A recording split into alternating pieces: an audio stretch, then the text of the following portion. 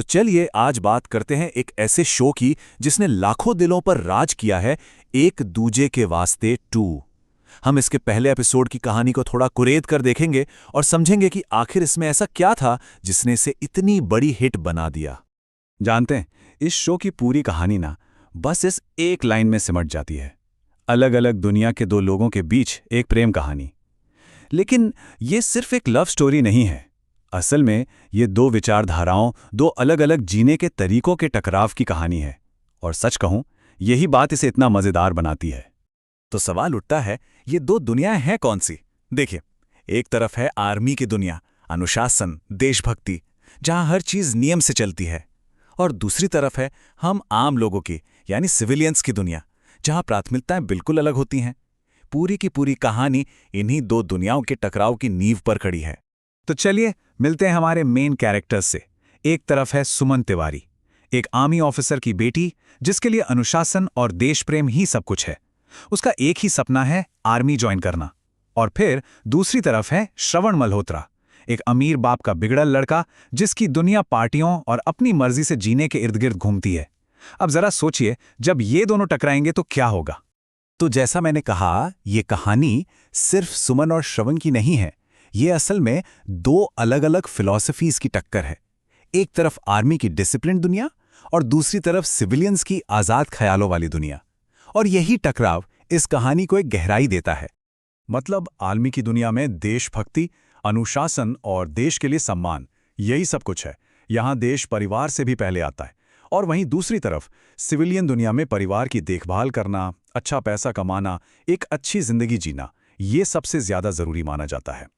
जमीन आसमान का फर्क है दोनों दुनियाओं में, और यही इस कहानी का सबसे बड़ा कॉन्फ्लिक्ट है। लेकिन कहानी इतनी सीधी भी नहीं है।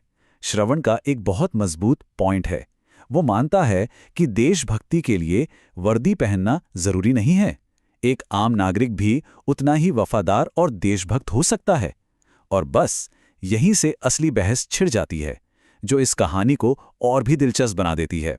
तो ठीक है, अब देखते हैं कि जब ये दो बिल्कुल अलग दुनियाएं पहली बार टकराती हैं तो होता क्या है। पहले एपिसोड में इनकी मुलाकात कैसे होती है, चलिए पता लगाते हैं। अरे, इनकी पहली मुलाकात तो किसी फिल्मी सीन से कम नहीं है। सोचिए, पहले तो एक दूसरे को बिना देखे ही किसी बात पर झगड़ पड़ते हैं।